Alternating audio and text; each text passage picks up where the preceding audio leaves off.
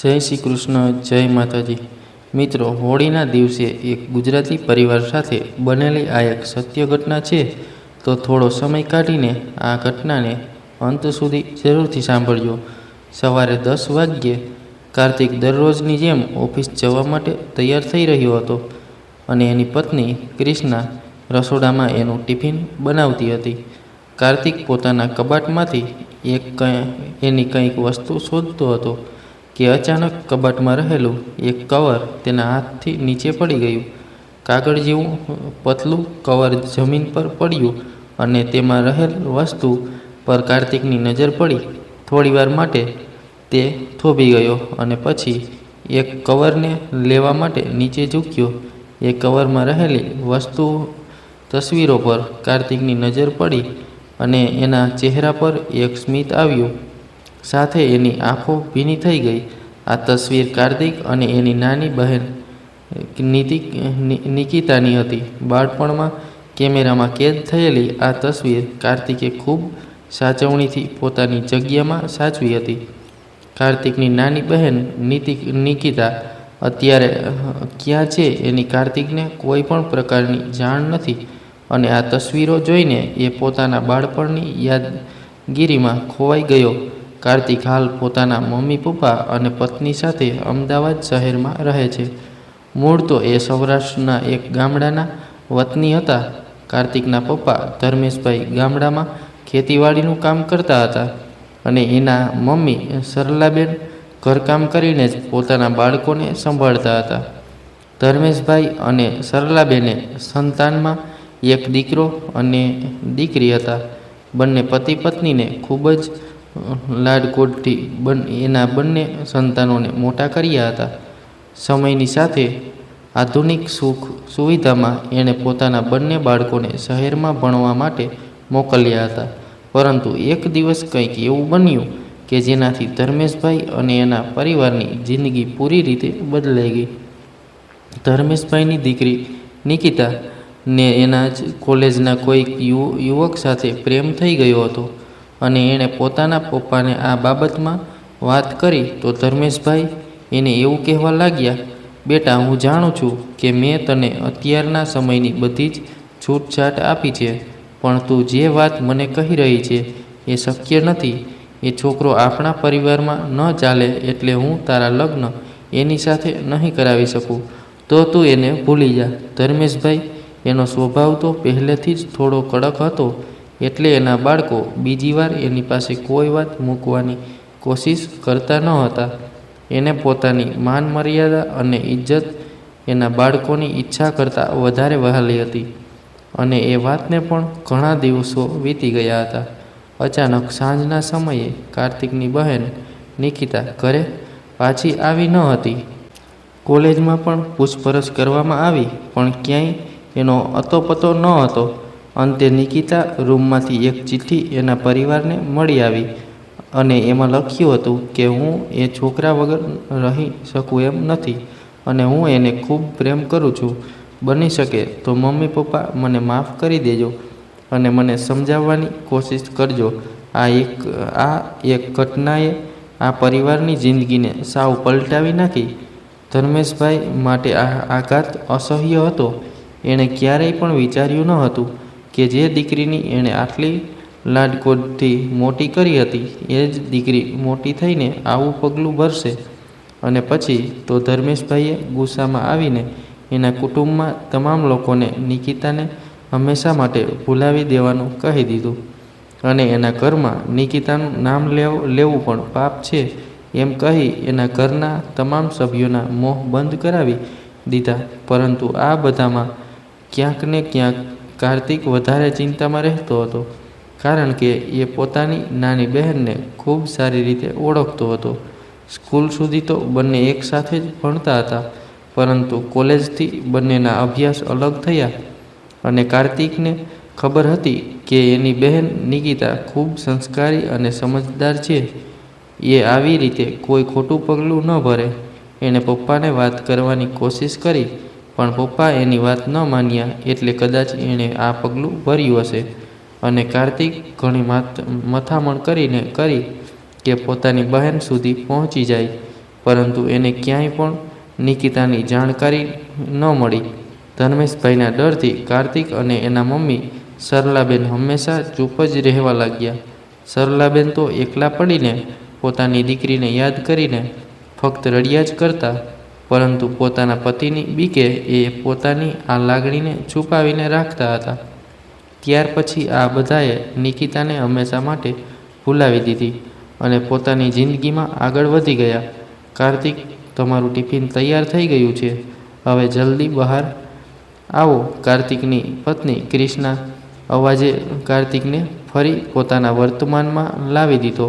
એણે ઝડપથી પોતાના આંસુ લૂછ્યા અને એ કવરને ફરી પોતાના જગ્યા પર રાખીને એ બહાર આવ્યો અને ક્રિષ્ના પાસેથી પોતાનું ટિફિન લઈને ઓફિસ પર જવા માટે નીકળી ગયો.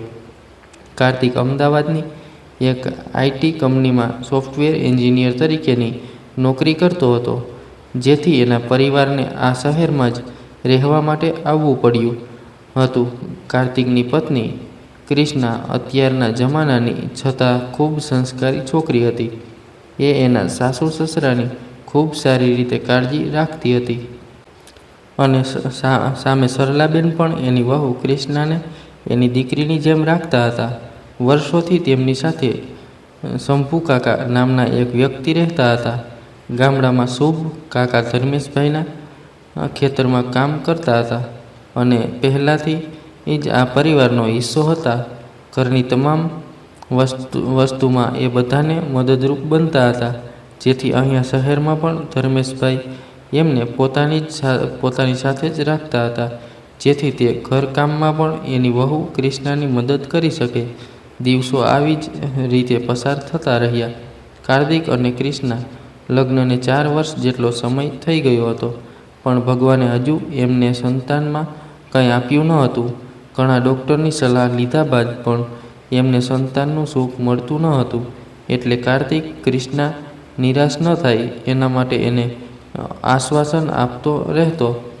એક દિવસ તેઓ બંને હોસ્પિટલથી ઘરે આવતા હતા અને અચાનક રસ્તામાં કાર્તિકે ગાડી ઊભી રાખી. અચાનક રસ્તા પર ગાડી ઊભી રહેવાના લીધે ક્રિષ્ના પણ વિચારમાં પડી ગઈ અને કહેવા લાગી, કાર્તિક, તમે આ ક્યાં ગાડી ઊભી રાખી અને અહીંયા શું કામ છે? કાર્તિક એક સ્મિત સાથે ક્રિષ્નાને કહેવા લાગ્યો, મારા નાનપણમાં હું મારા મમ્મી સાથે આ શિવ મંદિર પર અવારનવાર આવતો રહેતો. મારા મમ્મી આ ભગવાનને ખૂબ માને છે અને જ્યારે એક દિવસ હું એમના સાથે આવ્યો હતો, ત્યારે આ જ દાદરા પર 2 નાનકડા ભાઈ બહેન એકબીજાની સાથે રમત કરતા બેઠા હતા અને હું તો ઘરમાં એકલો જ હતો. એટલે મેં મમ્મીને કહ્યું કે મને પણ આવી એક નાની બહેન જોઈએ છે, તમે મને લઈ આપો. એટલે મમ્મી હસીને મને કહેવા લાગ્યા, બેટા, તો મહાદેવને પ્રાર્થના કરી દે કે તને પણ આવી નાનકડી બહેન આપી દે. મમ્મીએ આવું કહ્યું એટલે મને થયું કે હું મહાદેવને કહીશ અને મને મારી સાથે રમવાવાળી એક નાનકડી બહેન આપી દેશે. અને ખરેખર મારી પ્રાર્થના સફળ થઈ ગઈ અને અમારા ઘરમાં નિકિતાનો જન્મ થયો. આજે અહીંયાથી નીકળ્યા એટલે મને મારા નાનપણની એ વાત યાદ આવી ગઈ. ક્રિષ્ના પણ એના પતિની લાગણીને સમજતી હતી. ભલે એણે પોતાની નણંદને આજ સુધી જોયા ન હતા, પણ કાર્તિકના મોઢેથી એની વાતો સાંભળીને એને પણ નિકિતા પ્રત્યે ખૂબ લાગણી ઉપજતી હતી. પછી ક્રિષ્ના કાર્તિકને કહેવા લાગી, તો ચાલો ફરી આજે તમારા મહાદેવને કહી દઈએ કે આપણા ઘરે પણ નિકિતાબેન જેવી એક નાનકડી ઢીંગલીના આશીર્વાદ આપે. અને પછી આ બંને પતિ પત્ની શિવ મંદિરે દર્શન કરવા માટે અંદર ગયા. દર્શન કરીને એ ફરી પોતાના ઘરે પાછા આવી ગયા અને પોતાના કામમાં લાગી ગયા. થોડા દિવસો પછી અચાનક ક્રિષ્નાની તબિયત ખરાબ રહેવા લાગી. એની હાલત જોઈને સરલાબેન અને કાર્તિક તો ગભરાઈ ગયા કે ક્રિષ્નાને અચાનક શું થઈ ગયું છે. ડૉક્ટરે આવીને તપાસ કરી અને બધાને જણાવ્યું કે એમાં ગભરાવાની જરૂર નથી, આ તો ખુશખબરીની વાત છે. એટલે તરત જ બધા સમજી ગયા અને ખુશ થઈ ગયા. આ વાત સાંભળી આટલા સમય પછી ધર્મેશભાઈના ચહેરા પર પણ થોડું હાસ્ય દેખાતું હતું. ક્રિષ્ના અને કાર્તિક એકબીજાની સામે સ્મિત કરીને જોતા રહ્યા, કારણ કે વર્ષોથી તેઓની અધૂરી ઈચ્છા આજે પૂરી થઈ હતી. પછી તો સરલાબેન ક્રિષ્નાનું પહેલાં કરતાં પણ વધારે ધ્યાન રાખવા લાગ્યા અને થોડા સમય બાદ કાર્તિક અને ક્રિષ્નાના ઘરે ભગવાને નાનકડા એવા દીકરાના આશીર્વાદ આપ્યા. નાનકડા બાળકના ઘરમાં આવવાથી હવે તો ધર્મેશભાઈ પણ થોડા બદલાયેલા લાગતા હતા. જાણે આ બાળકે એમના વર્ષો જૂના ઘાવને રૂજાવી દીધો હોય એવી રીતે એ પોતાના પુત્રને સાચવવા લાગ્યા. એમાં ને એમાં કાર્તિક અને ક્રિષ્નાનો દીકરો ક્રિશિયવ 1 વર્ષનો થઈ ગયો અને એ દિવસોમાં જ હોળીનો તહેવાર નજીક આવતો હતો. એટલે ગુજરાતના રિવાજ પ્રમાણે કાર્તિકને પોતાના દીકરાને તૈયાર કરીને હોલિકા દહનની પૂજા કરવા માટે લઈ જવાનો હતો, કારણ કે ક્રિશિવની આ પહેલી હોળી હતી અને અમદાવાદ શહેરમાં તો હોળીની તૈયારીઓ ખૂબ ધૂમધામથી ચાલતી હતી. આ દિવસે બધા એકસાથે હળીમળીને એકબીજાને રંગો લગાવીને આ દિવસની ઉજવણી કરતા હોય છે અને ગુજરાતી રીતિ રિવાજ પ્રમાણે જે પણ બાળકની પહેલી હોળી હોય ત્યારે તેને સુંદર મજાના કપડાં પહેરાવીને હોલિકા દહનની પૂજા કરવા માટે લઈ જવામાં આવે છે અને મોટા વડીલો એને આશીર્વાદ આપે છે અને આસપાસ મીઠાઈ વહેંચે છે. એટલે સરલાબેન અને ક્રિષ્ના ઘણા દિવસથી પોતાના નાનકડા દીકરાને આ પૂજામાં લઈ જવા માટેની તૈયારીઓમાં લાગ્યા હતા અને બીજા દિવસે ધૂળેટી ઉજવવા માટે આ પરિવાર બહાર જવાનો હતો. કાર્તિકને પણ સવારે ઓફિસ જવા સમયે ક્રિષ્નાએ વહેલા આવવાની ટકોર કરી દીધી હતી અને નક્કી કર્યા મુજબ સાંજે આ પરિવાર હોલિકા દહનની પૂજા કરવા માટે નીકળી ગયો. આજે તો ક્રિષ્નાએ પોતાના દીકરાને કાનુડાની જેમ તૈયાર કર્યો હતો અને સરલાબેનના કહ્યા મુજબ તેણે એના હાથમાં કાજલના ટીકા પણ કર્યા હતા, કારણ કે પોતાના બાળકને કોઈની નજર ના લાગે. અને વાલ કરતી કરતી એ પોતાના બાળકને એના ખોળામાં લઈને બેઠી હતી.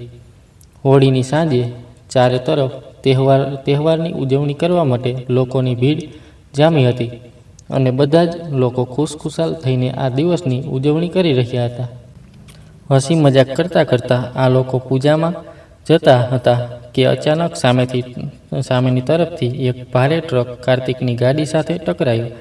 કાર્તિક તો બહુ વ્યવસ્થિત રીતે પોતાની ગાડી ચલાવતો હતો, પણ અચાનક ટ્રકની ટક્કર લાગતા એક ગાડી ઉપરથી પોતાનો કાબુ ગુમાવી બેઠો અને એની ગાડી બીજા પણ વાહનો સાથે ટકરાઈ ગઈ અને એકાએક એટલો ગંભીર અકસ્માત બની ગયો કે આસપાસ લોકોની ખૂબ મોટા પ્રમાણમાં ભીડ એકઠી થઈ ગઈ.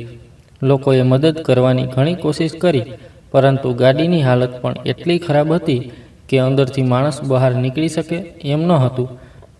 ઘણી તજવીજો કરી પણ ગાડીમાં રહેલા માણસોને બહાર ન કાઢી શક્યા. અંતે ગાડીની તોડભાંગ કરી અંદર રહેલા માણસોને બહાર કાઢવામાં આવ્યા, પરંતુ અકસ્માત એટલો ગંભીર થયો હતો કે કોઈના ચહેરા સરખી રીતે દેખાતા પણ ન હતા. એક જ અકસ્માતે આજે આખા પરિવારનો જીવ લઈ લીધો હતો. તહેવારની ઉજવણી કરવા જતો આ પરિવાર એકાએક આ અકસ્માતનો શિકાર બની ગયો. આસપાસ લોકો ઊભા રહીને આ અકસ્માત વિશે ચર્ચા કરવા લાગ્યા, પણ એમાંથી કોઈને બચાવી ન શક્યા. એ દિવસે અમદાવાદ શહેરમાં બનેલી આ ઘટના બધાના હૃદય દ્રવી ઉઠે તેવી હતી, પરંતુ આ અકસ્માતમાં એક ઘટના એવી બની કે બધા વિચારમાં પડી ગયા. ગાડીમાં બેઠેલા તમામ લોકો મૃત્યુ પામ્યા હતા, પણ ગાડીમાં રહેલું એ નાનકડું બાળક થોડી ગંભીર ઈજા સાથે જીવિત હતું.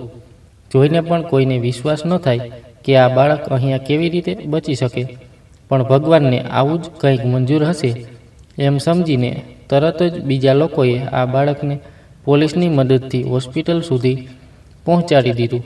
ડૉક્ટરે તાત્કાલિક આ બાળકની સારવાર કરી અને થોડા દિવસ માટે એને હોસ્પિટલ પર જ રાખવામાં આવ્યું. પોલીસ પાસે કોઈ પણ પ્રકારની જાણકારી ન હતી કે આ પરિવાર કોણ છે અને આ બાળકને હવે કોના હાથમાં સોંપવું, કારણ કે અકસ્માતમાં ગાડી પણ પૂરી રીતે તૂટી ગઈ હતી અને પરિવારમાં રહેલા વ્યક્તિના ચહેરા પણ દેખાતા ન હતા. એટલે થોડા દિવસ માટે તો રાહ જોઈ કે સામેથી કોઈ ગુમ થયાની ફરિયાદ લખાવવા આવે તો આ તપાસ આગળ કરી શકાય.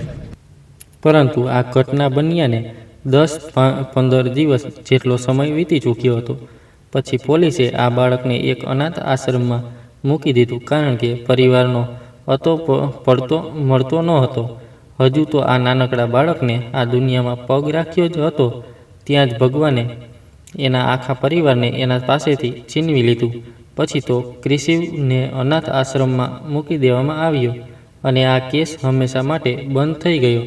અનાથ આશ્રમવાળા લોકોએ ક્રિશિવને બાકી બાળકોની જેમ એક નવી જિંદગી આપવાનો પ્રયત્ન કર્યો.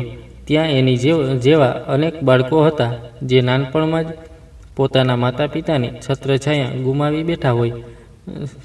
ક્રિશિવ તો હજુ ખૂબ નાનો હતો, એટલે એને કોઈ પણ વસ્તુની ખબર પડતી ન હતી. બસ પોતાના મમ્મીને એની નજર સામે ન જોતા એ સતત રડ્યા જ કરતો હતો. 2-3 દિવસ માટે તો એણે કંઈ ખાધું પણ ન હતું. ત્યાં રહેલા લોકો પણ મુશ્કેલીમાં મુકાયા કે આ બાળકને હવે કેવી રીતે સમજાવીએ. પછી તો આ NGOમાં નોકરી કરતી એક સાક્ષી નામની યુવતી ક્રિશિવને રમતમાં લાવવાની કોશિશ કરતી અને તેને નાની નાની વસ્તુમાં આ બાળક ખુશ કેમ થાય એની મથામણ કર્યા કરતી.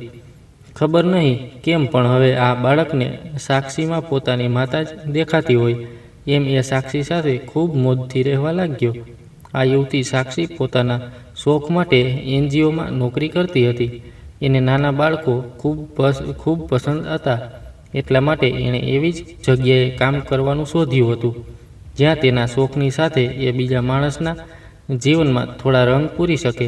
ધીમે ધીમે આ અનાથ આશ્રમ ક્રિશિવના જિંદગીનો હિસ્સો બની ગયો. બસ આવી જ રીતે બધાની જિંદગી આગળ વધતી રહી. અને એક દિવસ સાક્ષી સવારમાં જ આ NGO પર એની સાથે 2 કલાકોને લઈને આવી હતી. એણે NGOના સંચાલક સાથે વાત કરી અને કહ્યું કે આ મારી ફ્રેન્ડ છે, એને કોઈ સંતાન નથી, એટલે એ આપણા અનાથ આશ્રમમાંથી કોઈ પણ એક બાળકને દત્તક લેવા માંગે છે. સંચાલક માટે આ કોઈ નવી વાત ન હતી, કારણ કે આ દુનિયામાં હજુ ઘણા એવા માણસો હતા કે જેને આ અનાથ બાળકોને આશરો આપવાની ભાવના હતી. સંચાલકે આ આવેલા પતિ પત્નીને આવકાર આપ્યો અને પછી પોતાના અનાથ આશ્રમ વિશે થોડી ઘણી જાણકારી આપી. ત્યારબાદ આ બધા લોકો અનાથ આશ્રમના બાળકોને મળવા માટે અંદર ગયા. એક પછી એક આ પતિ પત્ની બધા બાળકોને જોતા હતા અને એમાંથી એમની નજર ખૂણામાં ચૂપચાપ બેઠેલા એક બાળક પર પડી, જે ઉંમરમાં તો હજુ ખૂબ નાનું હતું, પરંતુ એના ચહેરા પર કંઈક અલગ જ પ્રકારની ઉદાસી છવાયેલી હતી. આ પતિ પત્નીએ સાક્ષીને પૂછ્યું, પેલું બાળક એકલું કેમ બેઠું છે?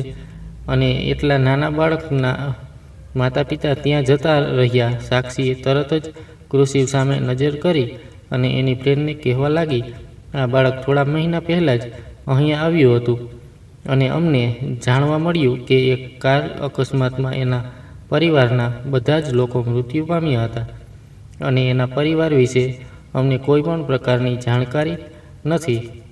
અમે એ પણ નથી જાણતા કે આ બાળકનું નામ શું છે, એટલે અમે એને છોટું કહીને જ બોલાવીએ છીએ. આ બાળકનો ચહેરો જોઈને આ બંને પતિ પત્નીને એના પર ખૂબ દયા આવતી હતી અને એ પણ વિચાર આવ્યો કે કદાચ આ બાળકને દત્તક લઈને આપણે એની જિંદગીમાં થોડી ઘણી ખુશી લાવી શકીએ તો ભગવાન આપણાથી ખુશ થશે. પણ એના પતિએ એ બાળકને દત્તક લેવા માટેની ના પાડી દીધી. એનું કહેવું એમ હતું કે આ બાળક હજુ નાનું છે અને પરિસ્થિતિને ઓળખી શકે એટલી સમજણ એનામાં નથી, જેથી એને આપણી સાથે રાખવું આપણી માટે અઘરું બની જશે. પરંતુ એની પત્નીને એક નજરમાં જ આ બાળક પસંદ આવી ગયું હતું, એટલે એણે કહ્યું કે આપણે આ જ બાળકને દત્તક લઈ લઈએ. હું એટલી જ એને સંભાળી લઈશ. અંતે એના પતિએ એની વાત માની લીધી અને તેમણે સંચાલકને જણાવી દીધું કે તમે આ બાળકને અમારી સાથે લઈ જવા માટે તૈયાર છીએ. અમે આગળની પ્રોસેસ ચાલુ કરીએ. ક્રિશિવે એક નજર ઉપર કરી અને ફરી નીચું જોઈને એ જ ચહેરા સાથે બેસી રહ્યો. સાક્ષીની આવેલી આ ફ્રેન્ડે એની સાથે વાત કરવાની કોશિશ કરી, પણ આ બાળક કોઈને પણ કંઈ જવાબ આપતો ન હતો અને આજે તો એ સાક્ષી સાથે પણ વાતચીત કરતું ન હતું. પછી તો આ લોકોએ આગળની પ્રોસેસ કરવા માટે તૈયારીઓ કરી. મિત્રો, આગળની ઘટનાની વાત કરીશું તેના પહેલાં આપ સૌ મિત્રોને આનંદ સાથે જણાવવાનું કે જે પણ સબસ્ક્રાઈબર મિત્રો રેગ્યુલર આપણા વિડીયો જોઈ રહ્યા છે અને દરેક વિડીયોમાં લાઇક અને કોમેન્ટ કરી રહ્યા છે, તેવા લકી 10 સબસ્ક્રાઈબરો માટે અમે દર મહિને એક આકર્ષક ગિફ્ટ લઈને આવીશું. જે ચેનલને સબસ્ક્રાઈબ કરેલા મિત્રો હશે અને રેગ્યુલર વિડીયો જોતા હશે તેને ધ્યાનપૂર્વક ઈમેલ મારફતે કોન્ટેક કરીને તે આકર્ષક ગિફ્ટ આપવામાં આવશે, જેની નોંધ લેશો. એટલા માટે ખાસ વિડીયોને લાઇક અને કોમેન્ટ બોક્સમાં કોમેન્ટ કરતા રહેવું. હવે ચાલો મિત્રો, ઘટનામાં આગળ શું બન્યું તેની વાત કરી લઈએ. અનાથ આશ્રમની બધી જ પ્રોસેસ પતાવીને આ બંને પતિ પત્નીએ બાળકને પોતાના સાથે લઈને ઘરે જવા માટે નીકળી ગયા. આખા રસ્તામાં આ બંને એને બોલાવવાની ઘણી કોશિશ કરી, પરંતુ બાળકના ચહેરા પર કોઈ પણ પ્રકારના હાવભાવ જોવા મળતા ન હતા. બીજી તરફ આ બધી જ વાતથી અજાણ શંભુ કાકા, જે ઘણા મહિનાથી પોતાના ઘરે ગયા હતા, એમના બનેવીનું અવસાન થઈ જતાં એના બહેનને એમની જરૂર હતી, જે કારણોસર એ પોતાના ઘરે પાછા ગયા હતા. છેલ્લા ઘણા વર્ષોથી તેઓ ધર્મેશભાઈના ઘરે જ રહેતા હતા, પરંતુ પરિવારના કામકાજને લઈને એ ધર્મેશભાઈની પરવાનગી લઈને પોતાના ઘરે થોડા સમય માટે ગયા હતા. ત્યાર પછી એની દીકરીના લગ્ન ગોઠવવામાં આવ્યા એટલે એમણે ઘરે પાછા આવવાનું મોડું થઈ ગયું. આ બાબતની જાણ કરવા એણે ધર્મેશભાઈ અને કાર્તિકને ઘણા ફોન કર્યા હતા, પણ કોઈ સાથે સંપર્ક થયો ન હતો. પછી એમણે ટપાલ લખીને એના ઘર સુધી સંદેશ આપી દીધો હતો, છતાં ધર્મેશભાઈ કે કાર્તિકનો ફોન આવ્યો ન હતો. પોતાનું બધું જ કામકાજ પતાવી શંભુ કાકા ફરી અમદાવાદ આવવા માટે નીકળી ગયા. ઘરે આવીને એમણે જોયું તો જાણે કેટલાય મહિનાથી ઘર બંધ હોય એવી હાલતમાં પડ્યું હતું. એમણે આસપાસ પડોશીને પૂછ્યું તો એમને જાણવા મળ્યું, તમને કંઈ ખબર નથી? 6 મહિના પહેલાં આ લોકો બહાર જતા હતા અને રસ્તામાં એમનું એક્સિડન્ટ થઈ ગયું. એમાં બધા જ લોકો મૃત્યુ પામ્યા હતા. બસ એનો દીકરો એમાં બચી ગયો હતો, પણ પોલીસે આગળ એની શું કાર્યવાહી કરી એની અમને કોઈ ખબર નથી. ભગવાને એક સાથે બધાને પોતાની પાસે બોલાવી લીધા અને એ બાળકને એકલું મૂકી દીધું. બસ એટલું સાંભળતા જ શંભુ કાકાના તો જાણે હોશ ઉડી ગયા અને એમની આંખ ભીની થઈ ગઈ. એણે તો સપનામાં પણ વિચાર્યું ન હતું કે એને આવું પણ કંઈ જાણવા મળશે. વર્ષોથી જેની સાથે એ પોતાની જિંદગી વિતાવતા હતા એ જ લોકો આજે આ દુનિયામાં નથી રહ્યા. એ આઘાત શંભુ કાકાને ખૂબ દુઃખ પહોંચાડતો હતો. તરત જ એમને એ વાત યાદ આવી કે બધા જ લોકો એક્સિડન્ટમાં મૃત્યુ પામ્યા છે, પણ એનું બાળક જીવતું છે. એટલે એક પણ મિનિટનો વિલંબ કર્યા વગર શંભુ કાકા પોલીસ સ્ટેશન પર પહોંચી ગયા. ત્યાં જઈને એમણે પૂછપરછ કરી તો એમને એવો જવાબ મળ્યો કે કેસ તો ખૂબ જૂનો થઈ ગયો, હવે એ બાબતમાં અમને કંઈ ખબર નથી. શંભુ કાકાને એમનો આ જવાબ સાંભળીને ગુસ્સો તો ઘણો આવતો હતો, પણ એને શાંત મને એ સાહેબ સાથે વાત કરીને બાળક ક્યાં છે એ જાણવાની કોશિશ કરી. એને પોલીસ ઇન્સ્પેક્ટરને ઘણી આજીજી કરવા લાગ્યા કે બસ મને એટલું જણાવી દો કે એક્સિડન્ટમાં જે બાળક બચી ગયું હતું એ અત્યારે ક્યાં છે. શંભુ કાકાની વાત સાંભળીને એ ઇન્સ્પેક્ટરને એના પર દયા આવી અને એણે જે અનાથ આશ્રમમાં એ બાળકને મૂકી આવ્યા હતા એનું નામ અને સરનામું આપી દીધું. શંભુ કાકા તો હાફડા ફાફડા થઈને એ અનાથ આશ્રમ પર જવા માટે નીકળી ગયા અને ક્રિશિવની ખૂબ ચિંતા થતી હતી અને પોતાના પર ગુસ્સો પણ આવતો હતો કે એણે શા માટે પોતાના ઘરની જવાબદારી નિભાવવા જે ઘરનું અત્યાર સુધી ખાધું છે એનું ના વિચાર્યું. અત્યારે આ બાળક કઈ હાલતમાં હશે અને એનું શું થયું હશે એ વિચારીને એ વધારે ચિંતિત થતા હતા. થોડી વારમાં જ એ આ અનાથ આશ્રમમાં પહોંચી ગયા અને બાળક વિશે પૂછતાછ કરવા લાગ્યા.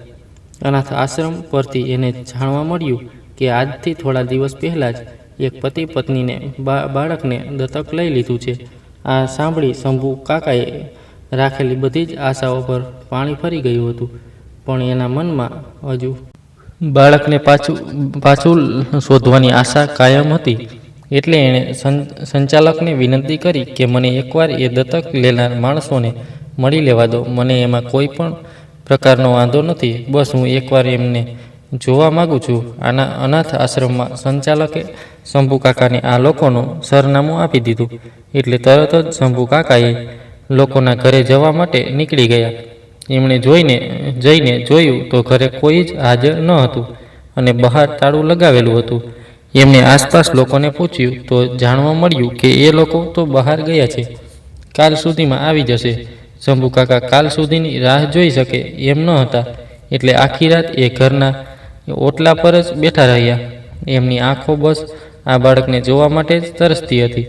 એક તરફ ઘરના લોકોને ખોયાનું દુઃખ અને બીજી તરફ નાનકડા બાળકની ચિંતા.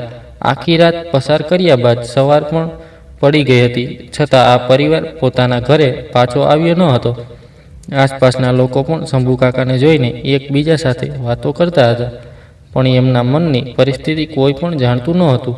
વર્ષોથી એમની ઈમાનદારી આજે તેમણે સાબિત કરીને દેખાડી હતી, અને પોતાના માલિકનો દીકરો રખડી ન પડે એ ચિંતામાં એ અહીંયા ઘણા સમયથી બેઠા હતા. અચાનક એ ઘર પાસે ગાડી આવીને ઊભી રહી, અને એમાંથી બે લોકો અને આ બાળક નીચે ઉતર્યા. આ બાળકને જોતાં જ શંભુકાકાએ બૂમ પાડી, ઋષિવ બેટા! આ અવાજ એ બાળકને જાણીતો લાગ્યો, અને એણે તરત જ પાછળથી જોયો તો સામે શંભુકાકા ઊભા હતા, અને શંભુકાકાને જોઈને ખૂબ ખુશ થઈ ગયો. એને તો એ ખબર ન હતી કે એના મમ્મી પપ્પા અને દાદા દાદી આ દુનિયામાં નથી રહ્યા. એ તો એ સમજીને શંભુકાકા તરફ દોડી ગયો કે એના મમ્મી પપ્પા પણ ત્યાં જ હશે.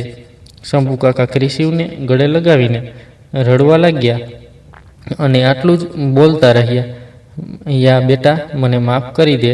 અને ક્રિશુ શંભુકાકાને પૂછવા લાગ્યો કે મમ્મી પપ્પા ક્યાં છે? એટલી જ વારમાં શંભુકાકાની નજર એના દત્તક લીધેલા માતા પિતા પર પડી, અને જાણે એના પગ નીચેથી જમીન ખસકી ગઈ હોય એવું તેને લાગ્યું, અને એના મોઢામાંથી બસ એટલા જ શબ્દો સરી પડ્યા, નિકી બેટા, તું આ બાળકને દત્તક લીધેલા લોકો બીજા કોઈ નહીં પણ ધર્મેશભાઈ અને સરલાબેનની દીકરી એક નિકિતા હતી. શંભુકાકાને જોઈને એ પણ આશ્ચર્યચકિત થઈ ગઈ, અને શંભુ દોડી આવી. આટલા સમય પછી એને પોતાના પરિવારમાંથી કોઈ મળવા આવ્યું હતું. એ જોઈને એની આંખો ભરાઈ આવી. એ તરત જ શંભુકાકાને પગે લાગી અને કહેવા લાગી, કાકા, તમે અહીંયા કેવી રીતે? તમારી તબિયત કેમ છે? અને ઘરે બધા શું કરે છે? નિકિતાએ શંભુકાકાને જોતા જ સવાલોનો વરસાદ શરૂ કરી દીધો. નિકિતાના બધા જ પ્રશ્નોનો જવાબ આપતા શંભુકાકા ઉદાસ ચહેરે નિકિતાને કહેવા લાગ્યા, બેટા, ભલે તને એમ લાગતું કે તારા પરિવારના લોકો હવે તને ભૂલી ગયા હશે, પણ હું જાણું છું કે સાહેબ નાની હર એક વસ્તુમાં તમારી કમે મહેસૂસ કરતા હતા, અને સરલાબા તો હર એક સારા તહેવારને તને યાદ કરીને રડતા જ હતા. પરંતુ મારી આ વાત સાંભળવા માટે તારું કાળજું થોડું કઠણ કરી લેજે. આટલું સાંભળતા નિકિતા મનમાં સવાલોનું તોફાન ઉછળવા લાગ્યું. તે સમજવાની કોશિશ કરતી હતી કે આ બાળક શંભુકાકાને કેવી રીતે ઓળખે છે, અને શંભુકાકા આવી શું વાત કરી રહ્યા છે. એટલે તરત જ એ શંભુકાકાને પૂછવા લાગી, કાકા, શું થયું છે? તમે મને વાત કરો. શંભુકાકા ભાવુક થઈને કહેવા લાગ્યા, બેટા, હું તો મારા ઘરના કામકાજથી થોડા મહિના ઘરે ગયો હતો, અને પાછળથી આવું બધું બની ગયું. હોળીના દિવસે જ્યારે ઘરના બધા જ લોકો બહાર જતા હતા, ત્યારે રસ્તામાં એમનો અકસ્માત થઈ ગયો, અને તારા મમ્મી પપ્પા અને ભાઈ ભાભી આ અકસ્માતમાં અવસાન પામ્યા.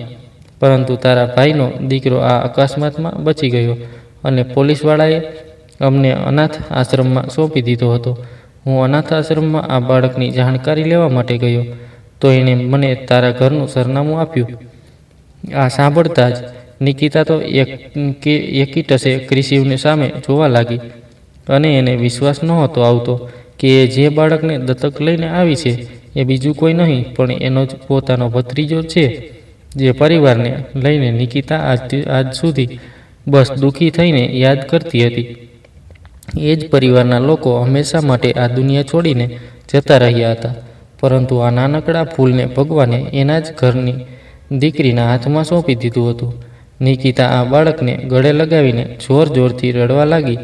એને આજે આ બાળકમાં પોતાના ભાઈની છબી દેખાતી હતી. અત્યાર સુધી એ પોતાના ભાઈ ભાભી અને મમ્મી પપ્પાને ખૂબ જ યાદ કરતી હતી, પણ એના પપ્પાના ગુસ્સાના ડરથી એણે ક્યારેય પણ આ લોકોને મળવાની હિંમત ન હતી.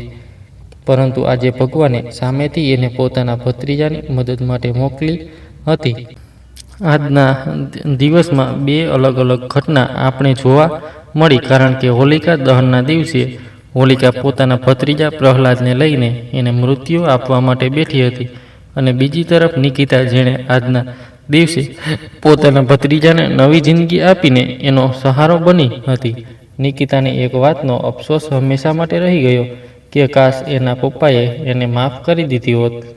પછી શંભુ કાકાએ એને સમજાવી કે બેટા, જે થયું છે એ કુદરતને જ મંજૂર રહેશે.